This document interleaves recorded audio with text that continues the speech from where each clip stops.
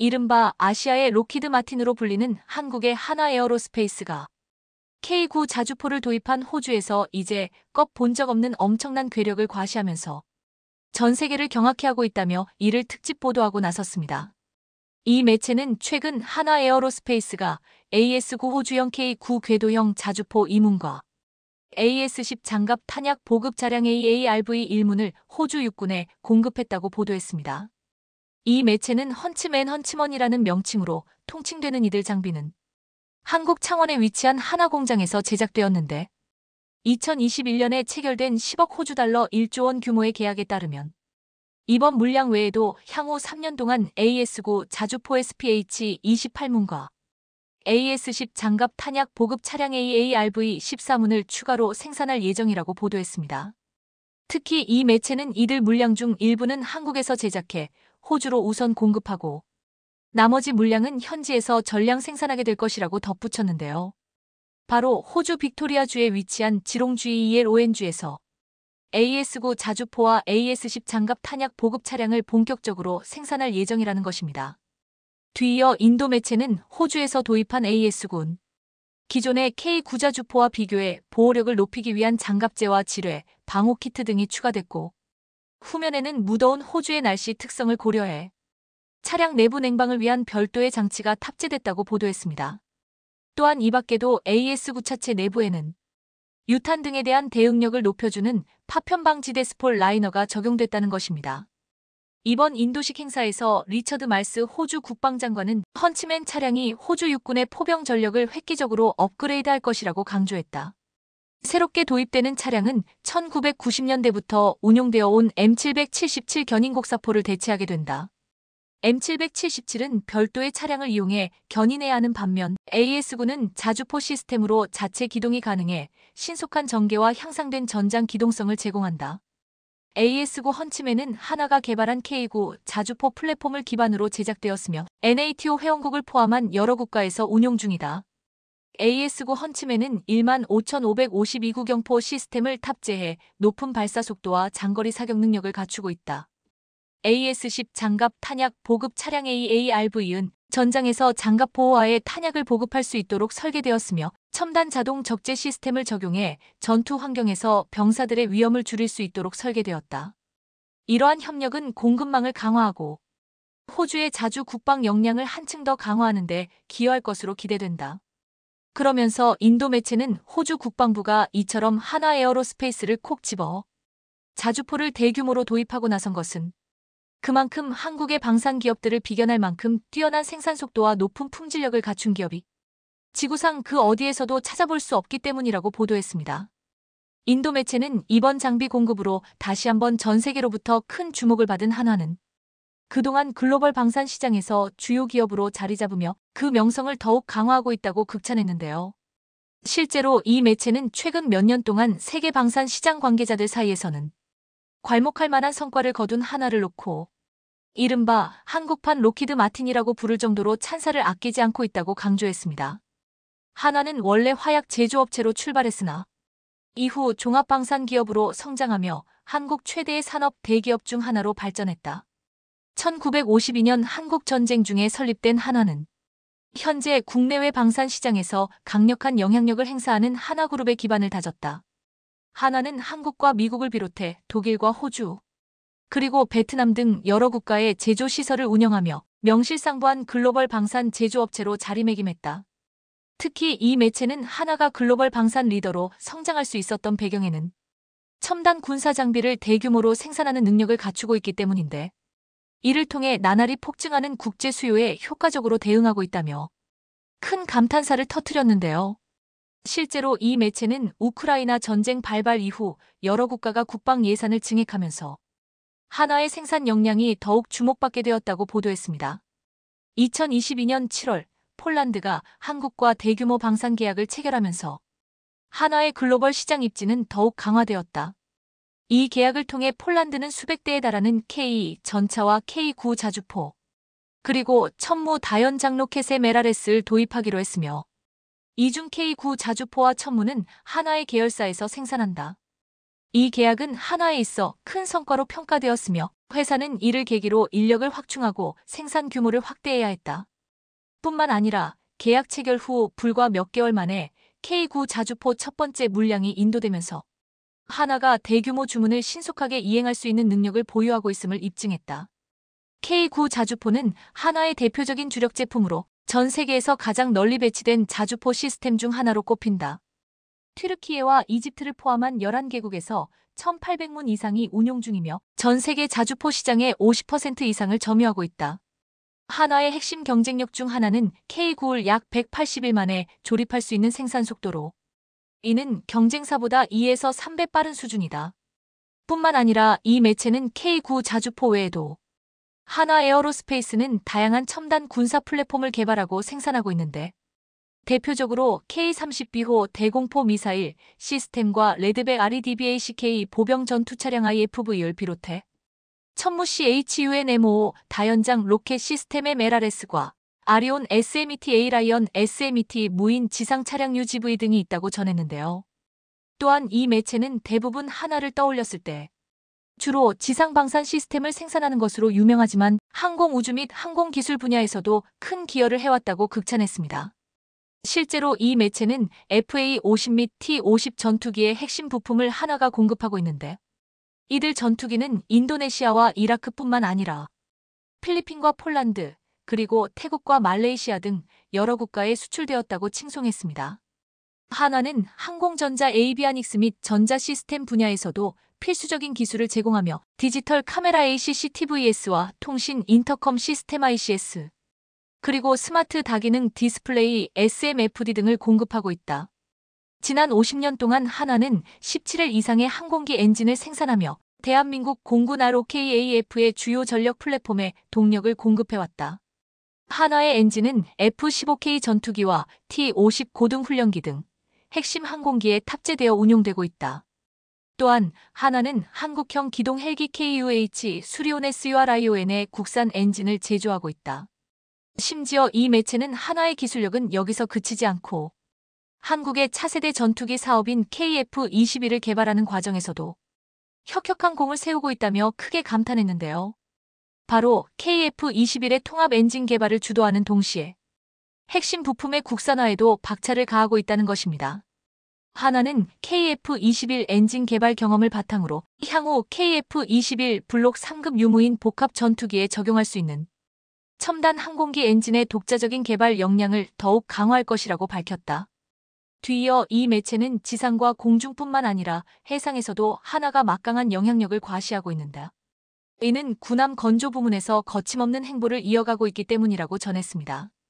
이 매체는 지난해 6월에 미국의 대표적인 조선기업으로 잘 알려진 필리 조선소를 한화가 전격적으로 인수하면서 전 세계를 놀라게 했다고 보도했습니다.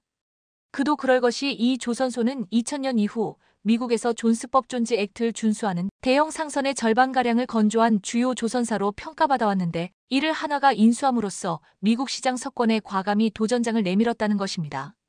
한화오션 HANWHA 오션은 미국 해상방산 부문에서의 입지를 더욱 강화하며 2023년 8월에 미 해군 US 네이비로부터 4만 톤급 군수지원함의 정비 계약을 수주했다고 발표했다. 이 성과는 한화가 미 해군으로부터 해당 프로젝트 수행에 대한 공식 승인을 받은 지 불과 한 달 만에 이루어진 것이다. 특히 이 매체는 한화오션의 이 같은 거침없는 행보는 외국 기업에게 상당히 배타적인 트럼프 대통령마저 매료시킬 정도로 독보적인 위용을 과시하고 있다며 크게 놀라워하는 반응을 보였는데요.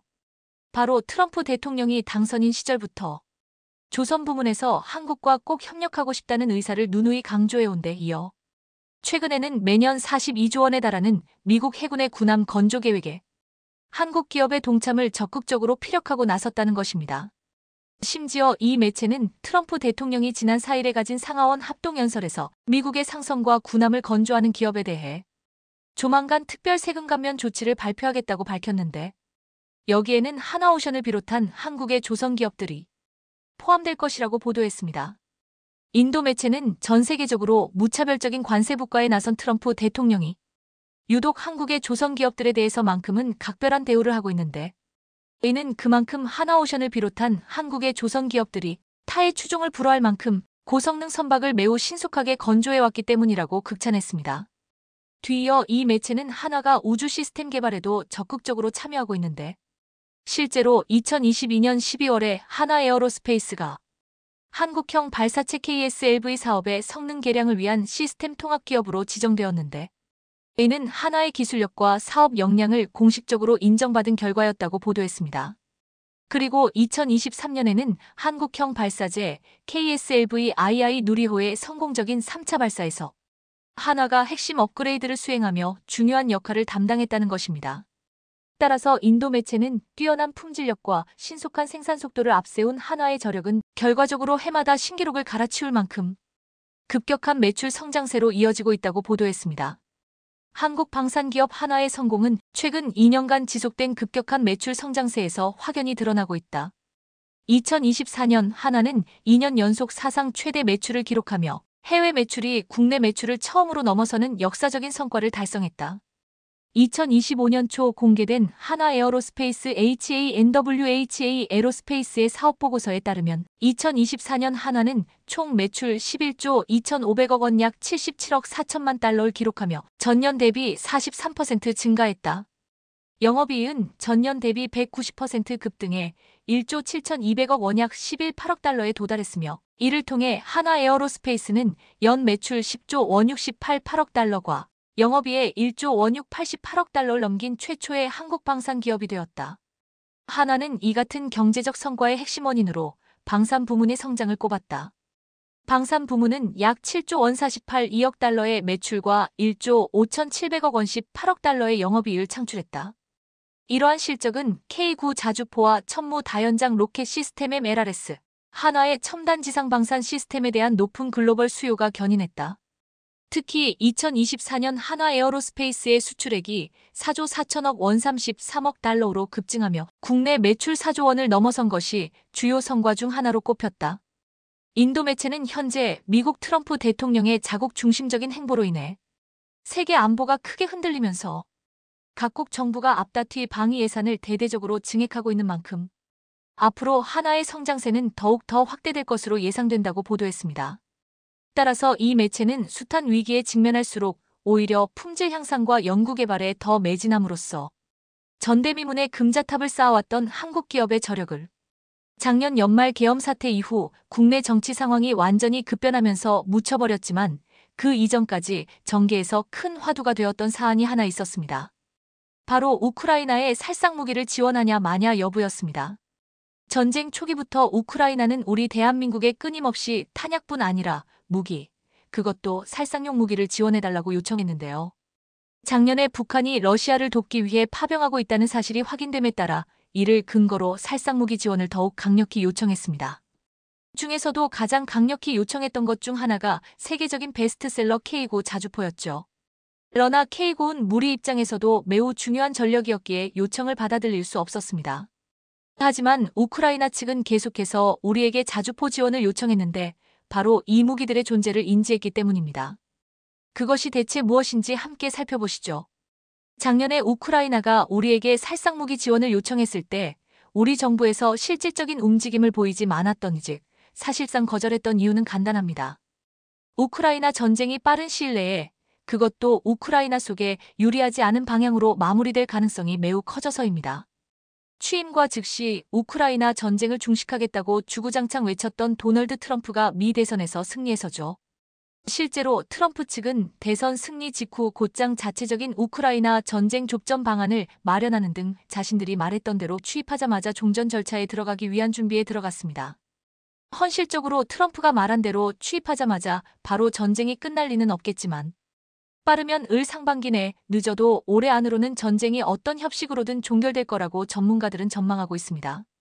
몇 달도 안 가 끝날 전쟁 돕겠다고 우리와 지리적으로 가까운 러시아를 필요 이상으로 자극하는 게 중을 리 없다는 건 삼척통자도 알겠죠. 더욱이 트럼프 측이 제시한 총전 방안은 러시아도 납득할 수 있도록 헌 상태 그대로 총결, 즉 러시아가 점령한 우크라이나 땅은 그대로 러시아 땅이 되도록 하는 걸 기본으로 하고 있어 러시아에 유리하다는 걸 생각하면 더더욱 그래서 트럼프가 대선에서 승리한 뒤인 작년 11월 27일 우크라이나 대동령 특사단이 방한에서 K9가 천궁이 지대공 미사일을 사겠다고 했을 때도 러북 군사 협력으로 인한 안보 위협에 대처하기 위해 한국과 우크라이나가 실효적인 대응 방안을 강구해 나가길 바란다는 원론적인 입장만 밝히며 사실상 거절했습니다. 이런 데다 얼마 뒤 일어난 비상계엄 사태로 현 정권이 엎어지는 게 사실상 확정되었고, 야권은 우크라이나 무기 지원에 줄곧 반대해왔기에 우크라이나는 우리의 군사적 지원을 앞으로도 기대하기 어렵게 되었는데요. 사실 우크라이나 측은 다른 종류 무기들은 몰라도 우리가 K9를 주는 걸 거절하더라도 어떠한 형태로든 우리 포병 자산을 지원받을 수 있으리라는 희망을 강하게 품고 있었습니다. 바로 K55 자주포, 정확히 말하면 그 개량형인 K55A1의 존재를 알고 있었기 때문입니다. 그래서 일단은 K9를 달라고 찔러보고 정 못 주겠다 하면 꽁 대신 닭으로라도 K55A1이라도 받아가면 되겠다 했던 거죠. 사실 K55나 K55A1이라고 하면 밀떡들이 아닌 이상 우리나라 사람이라도 최근 들어서는 이름을 많이 못 들어봤을 수 있을 겁니다. 요 몇 년 동안 대한민국 자주포라고 하면 K9이라는 이미지가 완전히 굳어져서죠.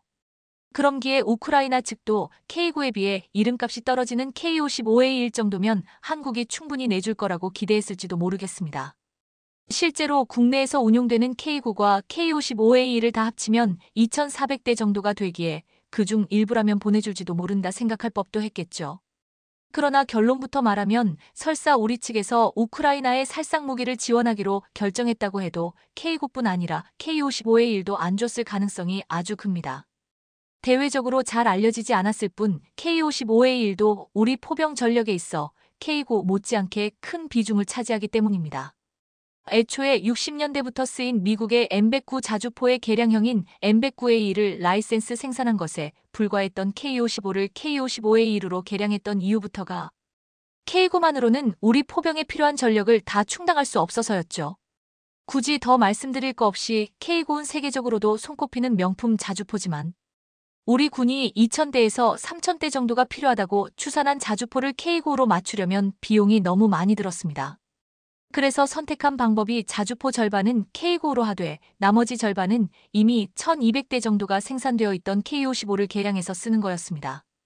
K9의 대당 가격은 40억 원 정도지만 K55를 개량하는데 드는 비용은 대당 10억 원도 안 들어서였죠. 그렇게 매년 50대에서 최대 100대씩 K55를 개량한 결과 2022년 12월 우리 군이 보유했던 모든 K55의 개량이 완료돼 K55A1이 되었습니다. K55A1은 기존 K55의 성능은 그냥 뛰어넘고 심지어 몇몇 부분은 K9과도 맞먹을 수 있는 수준으로 거듭났습니다. 이는 K55A1으로 개량하는 과정에서 K9에 사용된 첨단 기술들도 사용되어서입니다. 대표적인 것이 자동장 전장치인데요. 기존 K55는 약실 내부까지 탄을 밀어주는 유압식 밀대를 써서 탑승자가 직접 포탄을 밀어준 뒤에 장약을 넣고 폐쇄기를 닫고 사격해야 했습니다. 하지만 K55A1으로 개량되면서 유압식 밀대가 반자동 급속장 전장치로 교체돼 포탄을 울리고 장치를 작동만 시키면 약실까지 빠르게 발사되어 탑승자는 장약만 넣어주고 폐쇄기를 닫으면 사격 준비가 끝납니다. 여기에 K55A1에 맞춘 K56 탄약 운반 장갑차까지 개발돼 K10을 장전해 이용하는 K9이 그런 것처럼 장전에 있어서는 사실상 자동화가 완료되었습니다. 그 덕에 기존에 9명이나 필요했던 포탄 장전에 필요했던 인원이 무려 3명으로 줄었고 장전 시간도 81분에서 38분으로 크게 줄었습니다.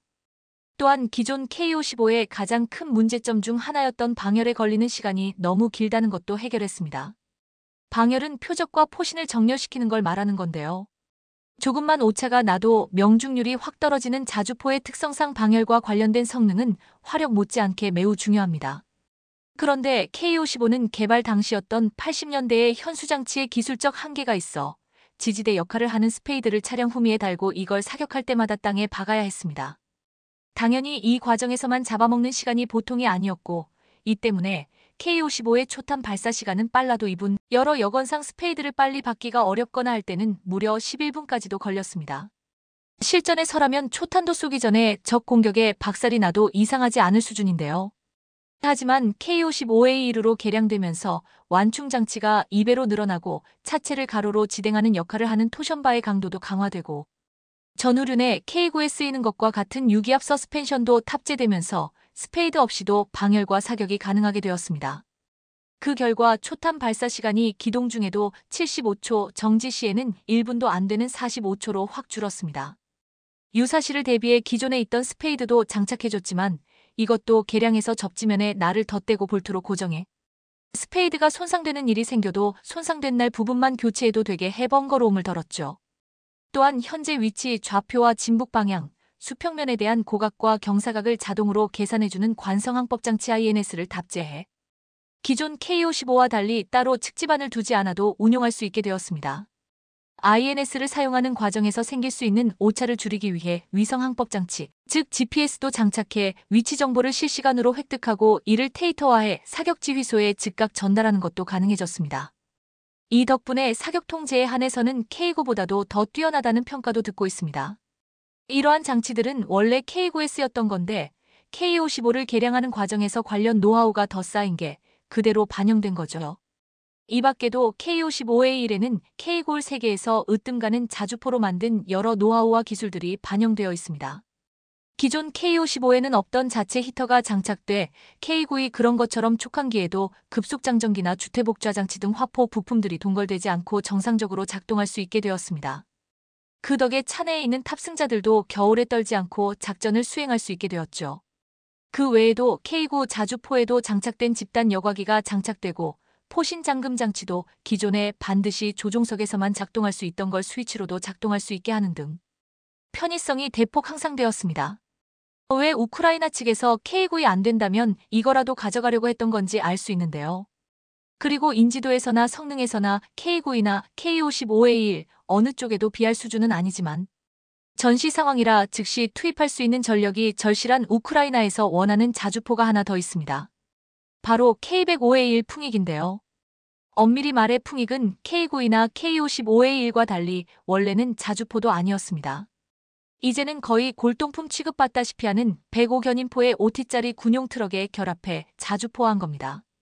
그 탓인지 풍익의 사거리는 자주포라는 이름표를 달고 있음에도 최대 11.3km밖에 안 돼 기본 40km, 사길이 인장탄 사용 시 60km까지 늘어니는 K9의 최대 사길이에 훨씬 못 미치죠. 최대 사거리가 32km인 K55A1과 비교해도 3분의 1을 겨우 넘기는 수준에 불과한데요. 하지만 짧은 사거리라는 자주포로는 큰 단점이 있음에도 풍익이 전력으로서 가치가 있는 이유는 따로 있습니다. K9이나 K55A1과 달리 트럭과 결합된 차륜형 자주포라 평지 기준으로는 최대 속도가 시속 80km로 이 둘은 물론 다른 궤도형 자주포들보다 빨라서죠. 그 덕에 사격 후 이탈까지 30초 정도밖에 안 걸리는데요. 사거리가 짧다는 단점을 빠른 속도로 치고 빠지면서 공격하는 걸로 극복할 수 있다는 겁니다. 이는 차량 이동이 어려운 험지에서 작전하는 게 아니라는 가정하에서는 표적이 계속 이동하고 있을 가능성이 큰 실전에서는 큰 장점이 될 수 있습니다. 특히나 우크라이나는 평지가 많은 만큼 이런 장점을 살리기 좋은 데다 우크라이나가 이미 많이 갖고 있고 자체 생산도 가능한 배고 포탄을 쓴다는 특성도 있어서 풍익이라도 받을 수 있지 않을까 기대했던 건데요. 하지만 앞서도 말씀드린 여러 이유들로 인해 풍익이든 K55A1이든 우크라이나로 가는 일은 없었고 아마 앞으로도 갈 일이 없을 가능성이 아주 큽니다. 어쨌든 K55A1과 풍익은 대한민국의 포병 전력이 세계 최고 수준일 수 있는 게 단순히 K9에 의존해서만이 아님을 말해줍니다. 그 기술을 바탕으로 기존의 포병 전력들도 끊임없이 현대화시킨 노력의 결과라 하는 게 합당할 건데요. 최근 서해로 침투해오는 중국에게 한국이 본때를 보여주고 있다는 말이 나오고 있습니다. 중국이 의도적으로 중국어선들을 서해로 보내고 은밀하게 인공섭까지 만들었는데 이에 한국은 이를 원천 차단하겠다는 강력한 의지를 보여주며 무자비한 행동에 나섰다고 했습니다. 우리 정보당국은 지난달 정찰 위성을 통해 중국이 서해 한중 잠정 조치 수역에 직경 50m, 높이 50m 이상의 대규모 이동식 철골 구조물 1기를 설치한 사실을 포착했습니다. 잠정 조치 수역은 양국 간 경계선이 획정되지 않은 수역으로 시설물 설치 등이 금지돼 있는데 중국이 남중국해에서 인공섭을 건설해 군사기지로 전환했던 것처럼 서해를 노리고 있는 것으로 파악되고 있습니다. 중국은 단순히 어업 보조시설이라고 주장했는데 지금 크게 우려가 되는 것은 중국이 해당 지역에 12기의 추가 구조물을 설치하려 한다는 것입니다. 최근 중국 해군의 서해 훈련이 증가하고 있는데 지금 중국어선들이 우리 어장을 노리는 것을 넘어 중국 해군에게 군사적인 정보를 제공하고 있다고 했습니다. 이에 한국 해경이 지난해부터 더욱 강경한 대처에 나서고 있습니다. 최근 한 유튜브 채널이 한국 해경이 중국 어선을 잡는 영상과 중국의 속셈에 대해서 폭로했습니다. 지난 10월 3일 대한민국 서해 5도 인근에서 극적인 장면이 펼쳐졌습니다. 한국 해경이 고속 경비정과 헬기를 동원해 불법 조업 중인 중국 어선을 대상으로 작전을 펼친 것입니다. 중국 어선들은 연계 전략을 구사하며 대응했습니다. 9척의 어선이 밧줄로 서로 묶여 있었습니다. 해경이 한 척의 배에 승선할 때마다 선원들은 즉시 인근 선박으로 이동해 밧줄을 재빨리 끄는 후 단속 보트에 배를 들이받았습니다.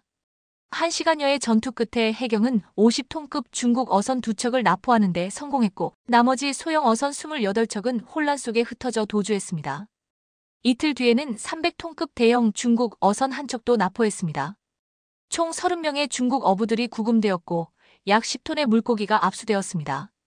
중국 해군도 서해에서 존재감을 높이고 있습니다. 2020년에는 약 20회의 항공모함 훈련과 10회의 대잠수함 훈련이 한국 관할 해역 근처에서 진행되었으며 이후에도 몇 년 동안 훈련 횟수는 계속 증가하고 있습니다. 이러한 훈련은 훈련뿐만 아니라 한국과 미국의 중국 해군이 이곳에서 작전을 수행한다는 신호를 보내는 역할도 합니다. 게다가 중국 어부들은 평범한 어부가 아닌 그 이상입니다. 중국 어민들은 군을 위해 해양 정보를 수집하고 필요할 때 지원을 저공하는 중국군의 소중한 동맹입니다.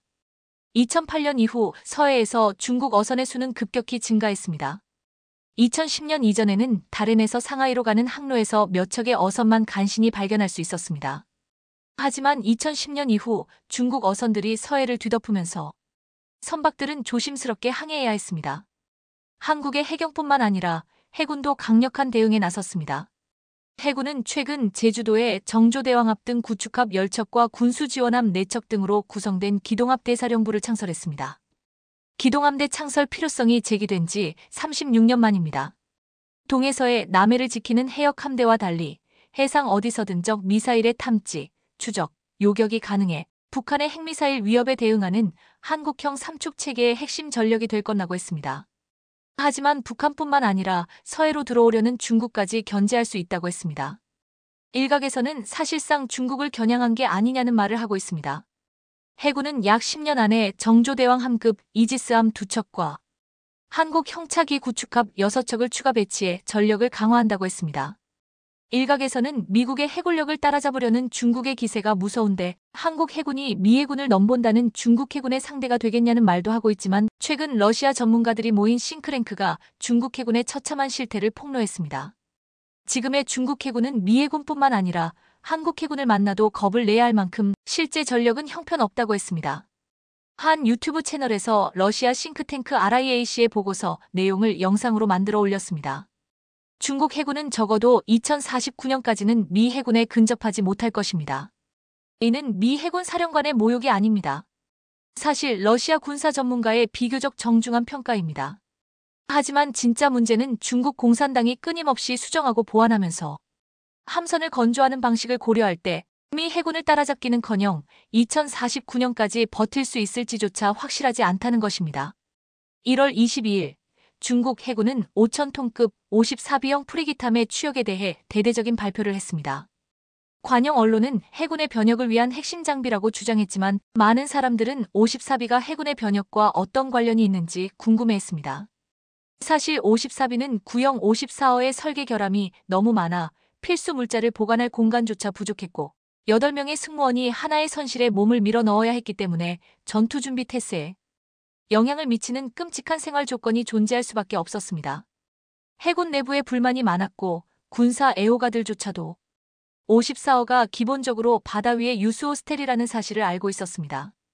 그래서 이제 54B로 배수량이 1,000톤 더 늘어났는데 이는 마침내 인스턴트 라면 몇 상자를 더 보관하고 침대를 더 추가할 수 있는 공간이 조금 더 생겼다는 것을 의미하지만 이 사소한 업그레이드가 해군 전략의 중대한 변화로 과장되고 있습니다. 문제의 근원은 중국이 설계를 완전히 이해하지 못한 채 설계를 복사하는 경향으로 거슬러 올라갑니다. 54 시리즈는 원래 프랑스의 라파예트급 호위함을 모델로 제작되었습니다. 그러나 그 프랑스 함선들은 자동화되었을 가능성이 높고 효율적으로 작동하려면 변 140명의 승무원만 필요합니다. 하지만 중국은 그 부분을 모방하지 않았습니다. 그래서 54호는 결국 190명의 승무원이 필요했지만 140개의 침대만 갖추게 됐습니다. 물론 그것은 과밀화로 이어졌습니다. 아덴만에서 호위 임무를 수행하는 동안 54호에 배치된 수병들은 이러한 조건에서 6개월을 견뎌야 했습니다. 52D 구축함도 그다지 나아지지 않았고 16명의 선원이 한 선실에 빽빽이 들어차 있었다는 보고가 있습니다.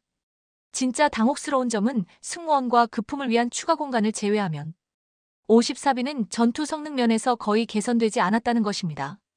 주포를 예로 들어보겠습니다. 54호는 러시아의 AK-176을 개량한 버전인 76 주포를 장착했습니다. 분당 20발을 발사할 수 있어 근거리 방공, 방어 및 해상 전투에 좋습니다. 하지만 54B의 경우 단발 화력을 높이기 위해 101포로 전환했지만 발사 속도가 상당히 떨어졌습니다. 이로 인해 전반적인 화력과 제압 능력이 크게 감소했습니다.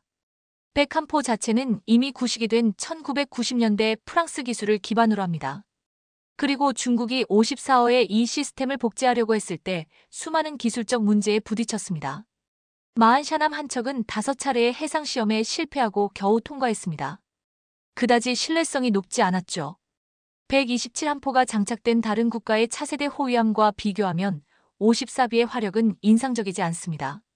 현재 운용 중인 40척의 54A 호위함 중 거의 절반이 항구에서 유휴 상태로 대부분의 시간을 보낸다고 내부 소식통이 밝혔습니다. 그 이유는 열악한 생활 환경과 필수품의 저장 공간 부족입니다. 장기 배치는 승무원에게 견딜 수 없어 싸울 의욕이 거의 없습니다.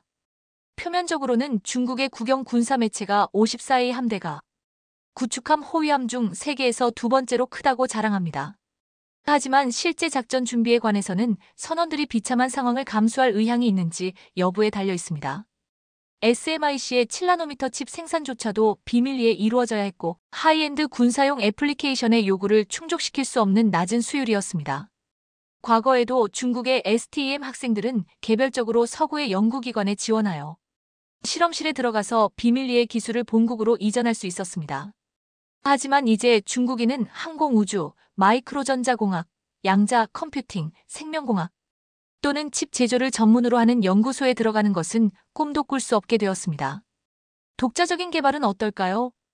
제트 엔진용 단결정 터빈 블레이드, 초고온 합금, 해군 위상 배열 레이더, 디지털 전투관리 시스템, 초음속 무기 유도 및 정밀 미사일 추진과 같은 첨단 군사기술의 실제 병목 현상은 단순히 인력을 더 투입한다고 해서 해결될 수 있는 문제가 아닙니다.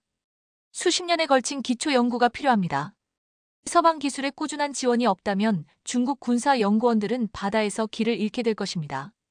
중국은 자국의 기술이 아닌 러시아나 프랑스 등의 군함과 잠수함을 베끼려고 했지만 지금 완전히 실패하고 있다는 폭로였습니다.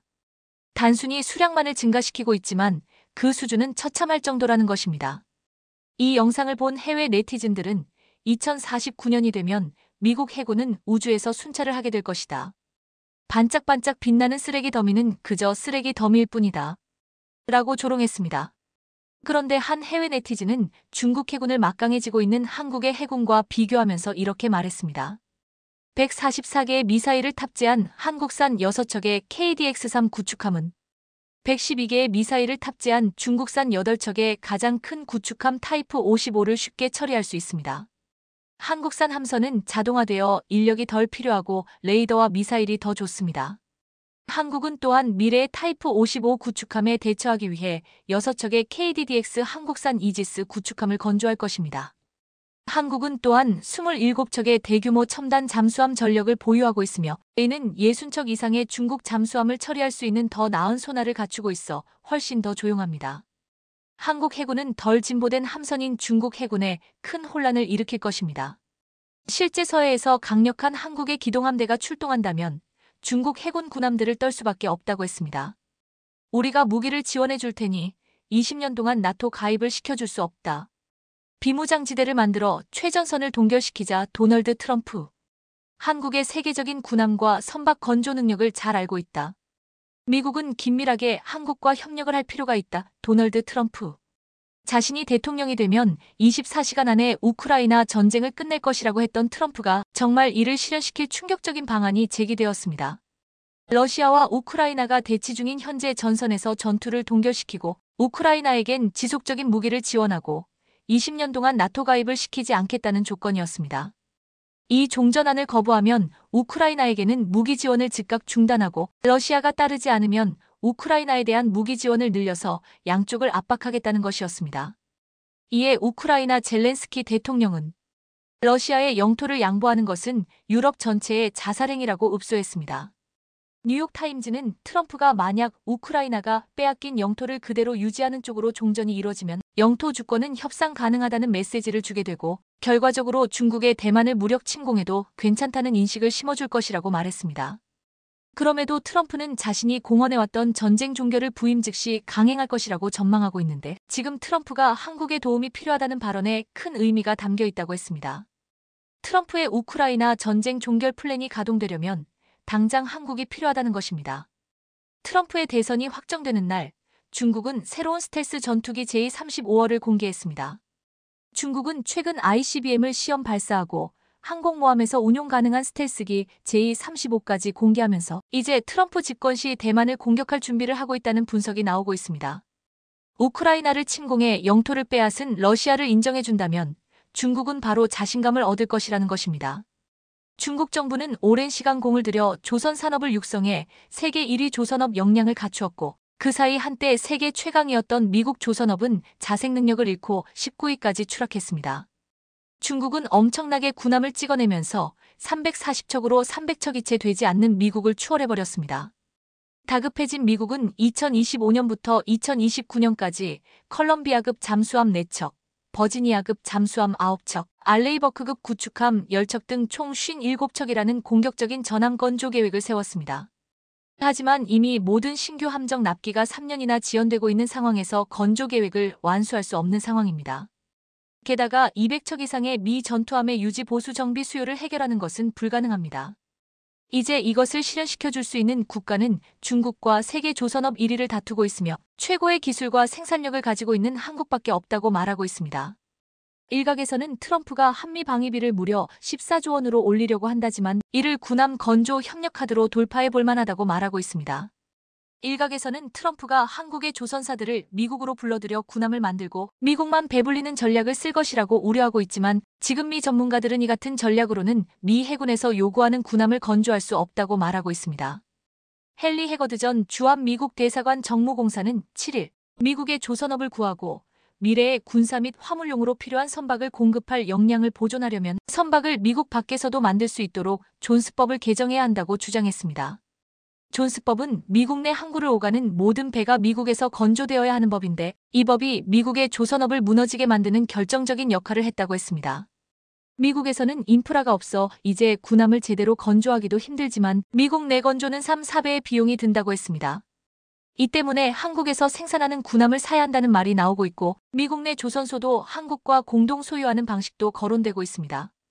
또한 한국의 방산 수출에는 트럼프 집권이 유리해졌다는 분석이 나오고 있습니다. 나토 국가들은 트럼프가 유럽에서 군대를 빼고 방위비를 늘리라고 하고 있는데 이제는 미국을 믿을 수 없고 스스로를 지켜야 하는 상황이 되어버렸습니다. 이에 가장 빨리 가성비 높은 무기를 구입하기 위해 한국산 무기를 검토할 수밖에 없다고 했습니다. 반면 트럼프가 재선에 성공하자 지금 일본과 대만에서는 우려가 커지고 있는데 지난 2020년 일본과 대만은 트럼프에 44조 원의 무기 계약을 선물로 줬습니다. 이것은 미국의 역대급 무기 수입을 달성을 만들어냈는데 또다시 이들 국가는 미국의 압박에 원치 않는 무기를 사야 할까봐 두려워하고 있습니다. 특히 일본에서는 트럼프의 이민 정책과 재정 및 무역 정책이 실현되면 인플레를 격화시킬 것이라며 그렇게 되면 시장에서 달러 강세 경향이 강해지면서 엔화가 다시 약세로 돌아가 일본 경제에 어려움을 줄 걸라 우려하고 있습니다. 또한 국내에서 강제징용으로 비판받아온 일본제철이 트럼프 재선에 멘붕에 빠졌습니다. 일본제철이 미국 산업화 상징으로 꼽히는 US 스틸을 인수하는 방안을 추진 중인데 트럼프는 이를 강하게 반대해왔습니다. 123년의 역사를 가진 미국의 대표 철강사를 일본제철이 다른 미국 철강사들이 내세운 금액에 거의 2배에 달하는 금액으로 깜짝 인수를 시도해 놀라움을 주었습니다. 일본제철은 US 스틸이 보유한 미네소타 광산에 탐을 내고 미국과 글로벌 시장에서도 영향력을 늘리려 했습니다. 이 때문에 일본제철이 가지고 있는 포스코 주식 1조 원을 모두 매각한다고 했습니다. 일본제철은 미국 대선이 종료돼 인수를 강행하겠다고 말하고 있지만 트럼프는 최근 US 스틸을 일본제철에 팔게 놔두지 않겠다라고 말한 바 있습니다. 트럼프의 재선은 한국에게는 여러 가지 호재가 있다고 말하고 있지만 일본의 입장에서는 반길 만한 요소가 하나도 없는 상황입니다. 이런 가운데서 트럼프가 천문학적인 방위비를 요구하고 들어주지 않으면 주한미군 철수를 강행할 수 있고 이렇게 되면 한국의 핵무장을 실현할 수 있다는 전망이 나오고 있습니다. 불가능한 일은 아니지만 이렇게 되기까지는 많은 걸림돌이 있다고 했습니다. 그런데 지금 당장 가능한 옵션이 거론되고 있습니다. 바로 한국의 핵잠수함입니다. 최근 미국 인도태평양 사령관은 한국 핵잠수함 작전적 가능성 보이면 추진할 수 있다라고 말했습니다. 북한이 최근 러시아로부터 원자력 추진 잠수함 기술을 요청한 것이 알려지면서 트럼프 2기 국방장관으로 중용될 것으로 예상되는 로버트 오브라이언 전 백악관 국가안보보좌관은 최근 한국의 핵문 기계발을 비롯해 핵잠수함 도입을 시사하는 발언을 했습니다.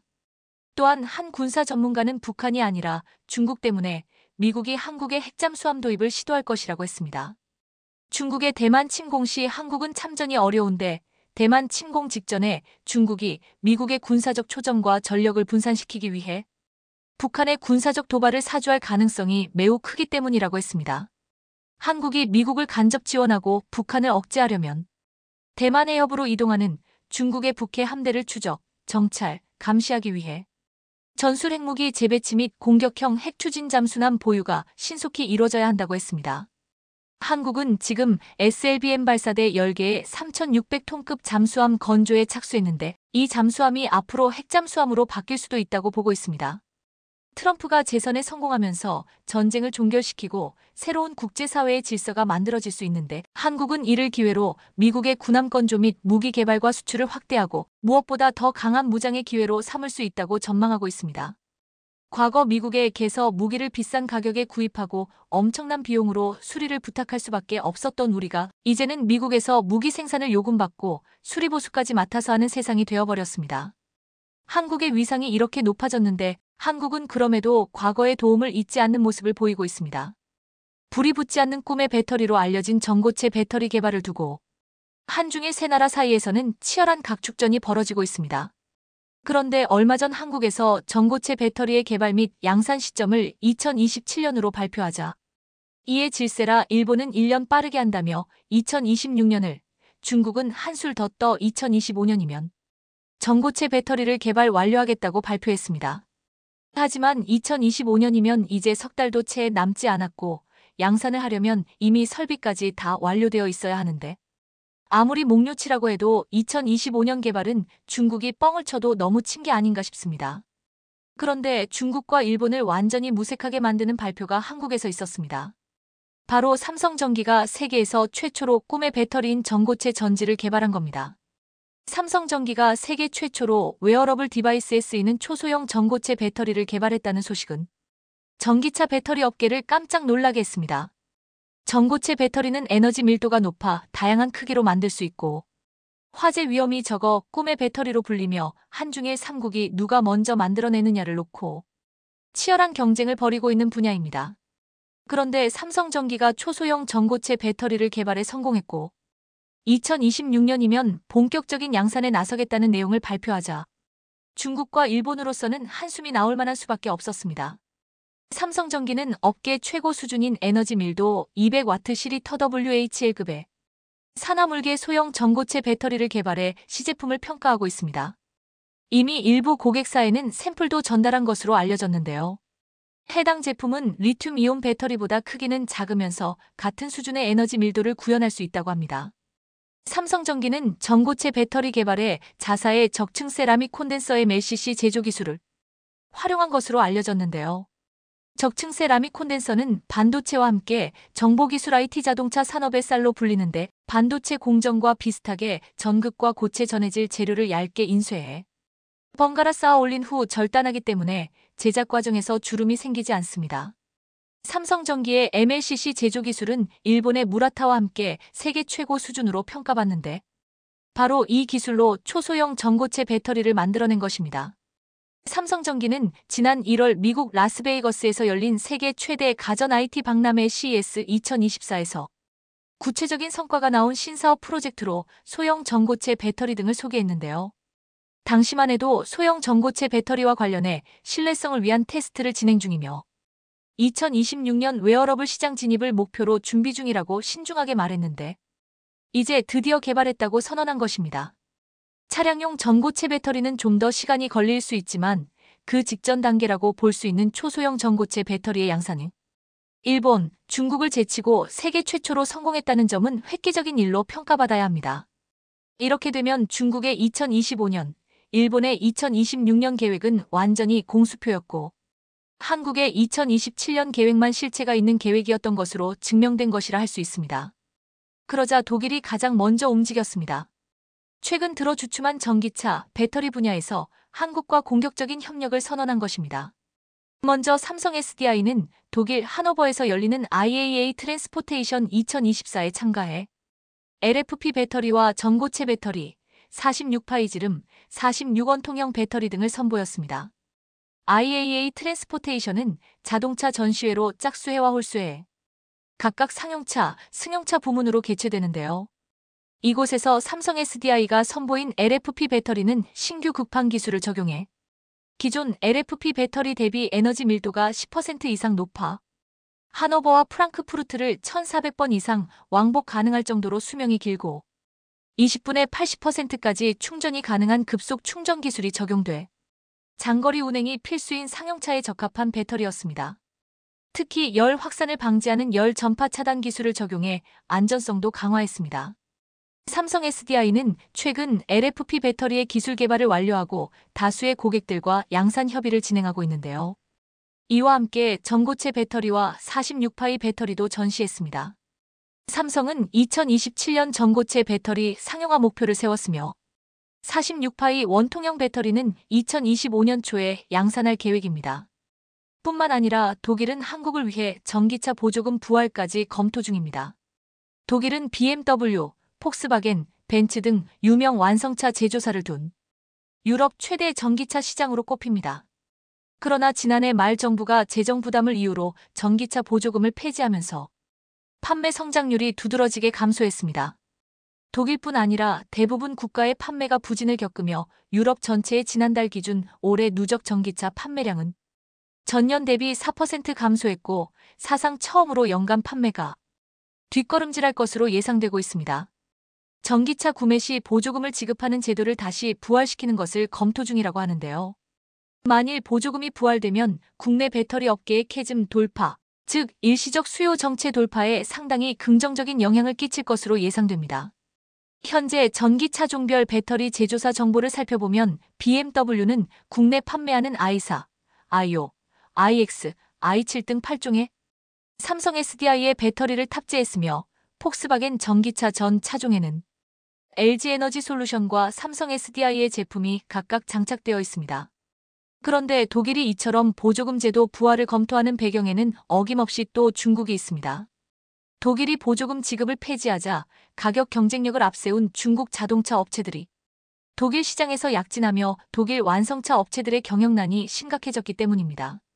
이처럼 독일이 보조금 부활을 예고하면서 중국 전기차 업체들에게 안 좋은 소식을 전한 것과 거의 동시에 중국 전기차 업계에 또 하나의 악재가 터졌는데요. 바로 벤츠가 중국 전기차 업체 비아디와 손절했다는 소식이었습니다. 메리세데스 벤츠가 중국 전기차 1위 업체인 비아디와의 협력 관계를 완전히 청산하겠다고 밝혔습니다.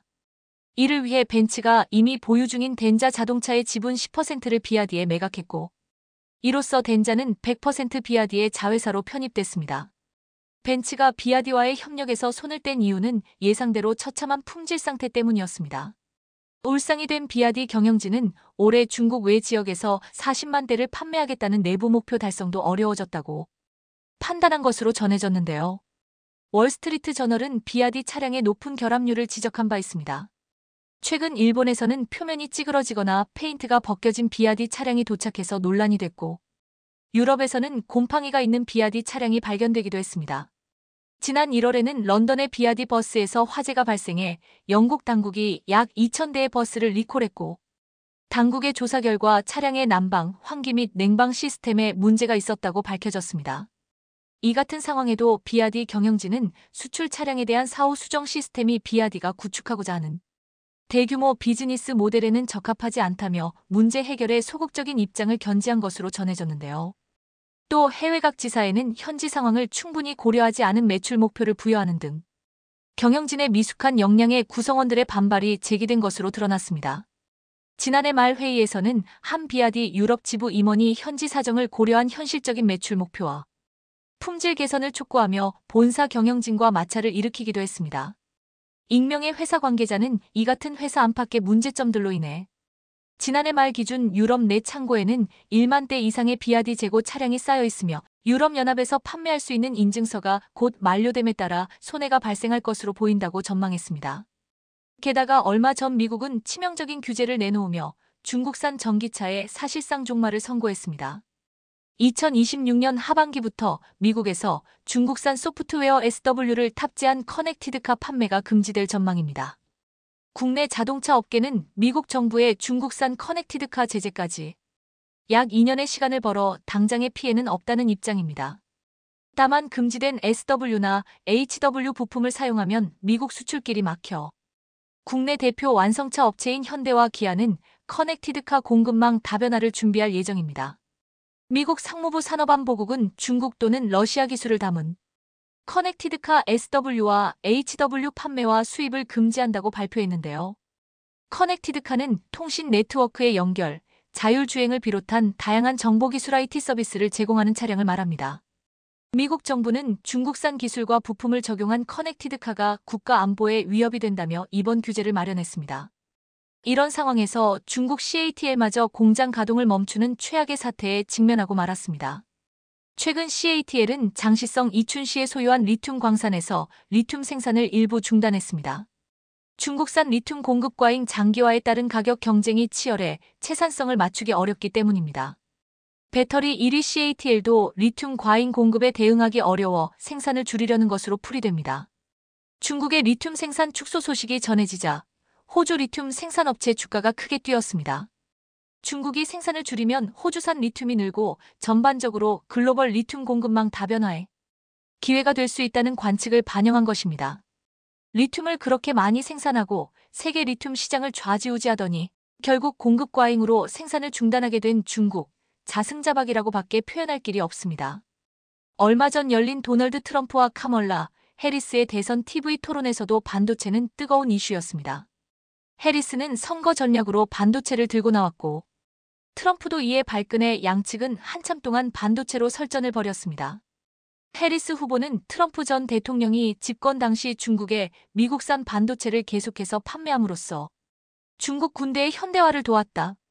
이것은 매국을 한 것이다 라며 트럼프를 몰아세웠고 이에 트럼프 그건 대만이 판 것이다.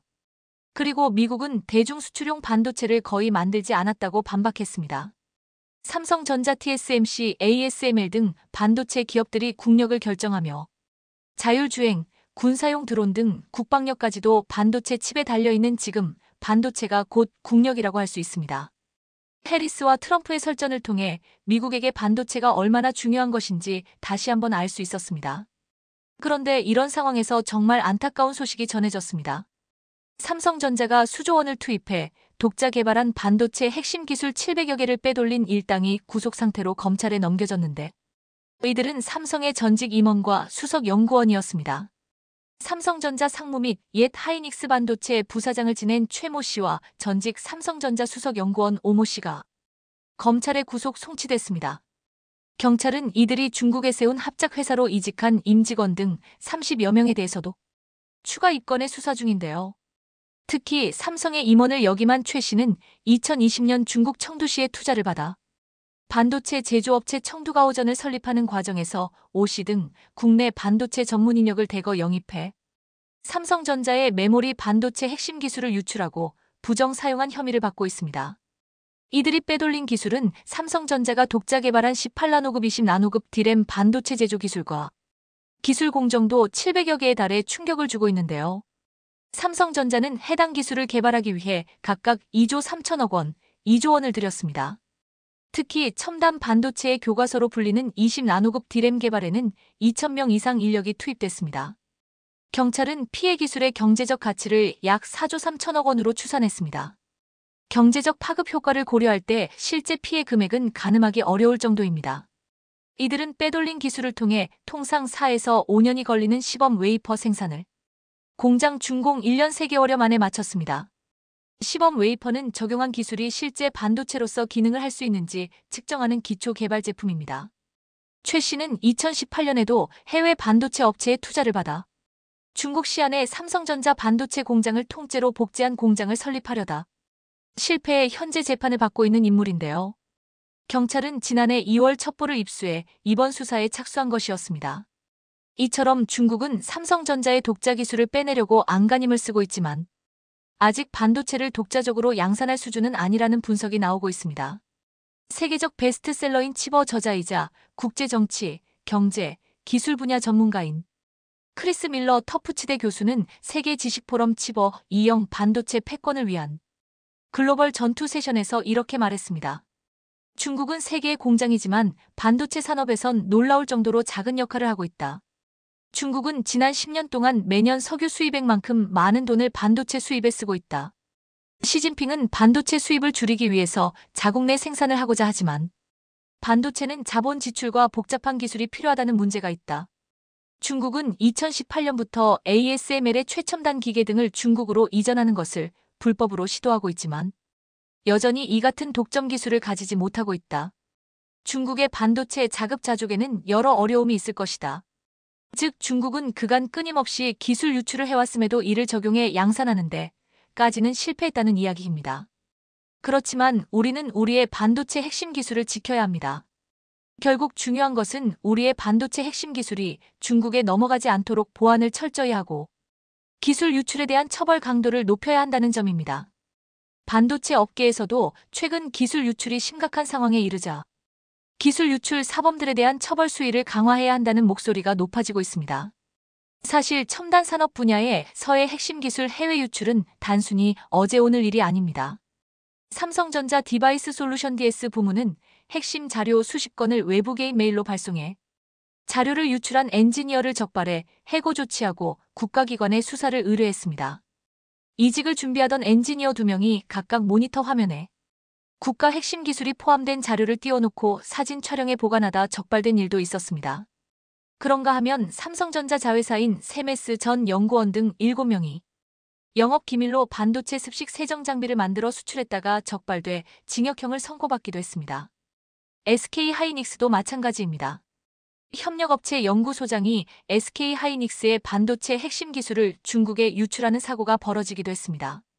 문제는 전방위적으로 기술 유출이 심각하게 벌어지고 있지만 국가 기밀인 산업기술 유출에 대한 처벌은 솜방망이 수준에 그치고 있다는 점입니다. 한국은 국가 핵심 기술의 해외 유출 시 3년 이상 징역과 15억 원 이하의 벌금을 부과합니다.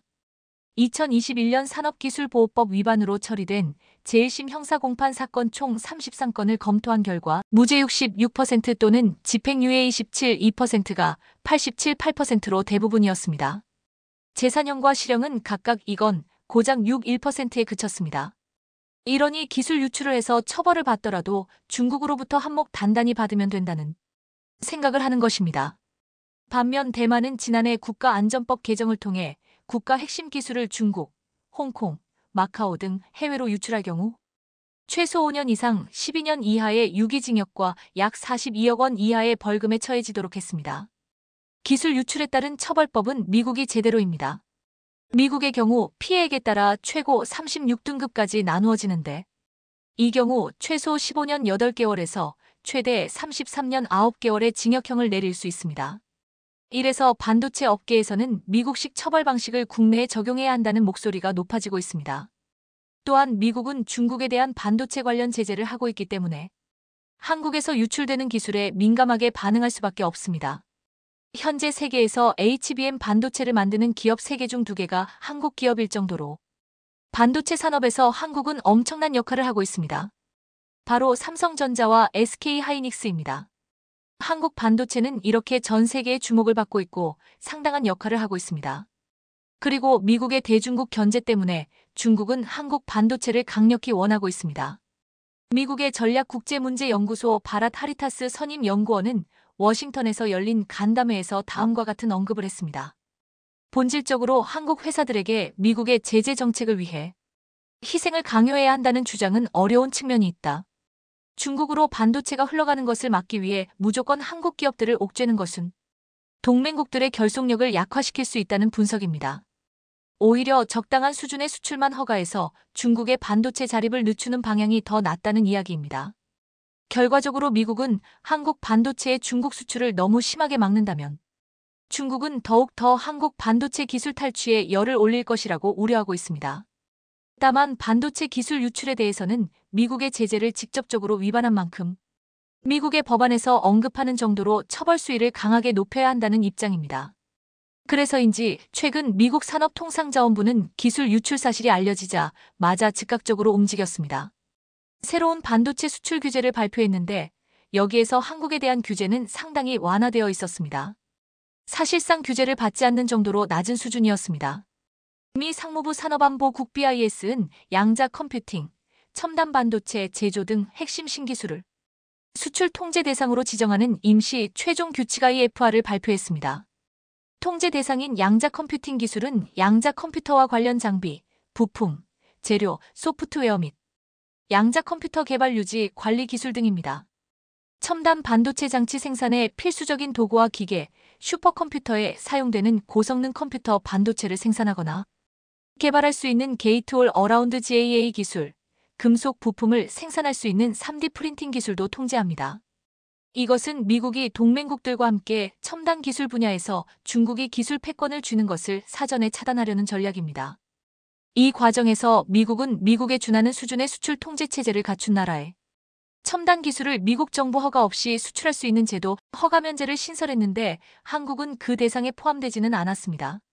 한국 기업들이 규제 면제 대상에 포함되지 않아 불이익을 받을 수 있다는 우려가 나오기도 하지만 전문가들은 한국의 수출은 허가를 신청하면 승인하겠다는 방침을 세운 것으로 알려져 한국 기업이 제한적인 영향을 받는 데 그칠 것이라는 분석이 나오고 있습니다. 이번에 발표한 새로운 반도체 수출 규제를 자세히 살펴보겠습니다. 미국은 이번 수출 통제 품목과 관련해 그룹-오일, AO, AU계 속한 국가에 수출하는 경우 승인 추정 원칙을 적용한다고 규정했고 한국은 A1, AO 그룹에 속하는데 미국 정부의 수출 허가를 신청하면 기본적으로 허가를 전제하겠다는 의미입니다. 즉 최첨단 장비나 군사용으로 전용될 수 있는 반도체만 걸러내겠다는 뜻입니다. 규제 조치를 너무 강화하면 중국의 기술 유출과 또한 이 허가 면제의 국가에 포함되려면 한국도 미국과 유사한 수준의 수출 통제를 도입해야 합니다. 그간 미국 정부는 한국 등 동맹국의 중국, 러시아를 겨냥한 수출 통제에 동참할 것을 촉구해왔습니다. 한국은 수출 통제 제도를 정비하고 있지만 미국이 중시하는 반도체 장비 수출 통제 동참 여부는 아직 검토 중인 것으로 알려졌습니다. 크리스 밀러 터프치대 교수는 세계 지식 포럼에서 이렇게 말했습니다. 이제 AI 시스템을 구성하는 반도체 칩은 화폐 단위와 같은 중요성을 가지게 됐다. 중국과 미국이 반도체를 넘어 클라우드 컴퓨팅부터 인공지능 AI 모델까지 자체 생태계를 구축하려 하고 있다. 반도체 공급망의 극심한 정치화에 대비해야 한다. 반도체는 이제 개인 기업의 생존을 넘어 국가 경쟁력을 좌우하는 경제 안보의 핵심이 되었습니다. 그런데 한국의 기술 유출과 관련한 처벌은 솜방망이에 그쳐 이것이 반도체 업계의 리스크로 번지고 있는 상황인데요.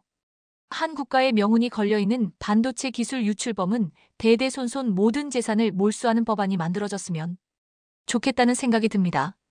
한번 반도체 기술 유출에 가담할 경우 패가망신을 각오하고 재기할 수 없을 만큼 피해액에 따른 손해배상과 사법적 처벌 수위를 높여 아예 기술 유출은 꿈도 꾸지 못하도록 해야 할 시점입니다.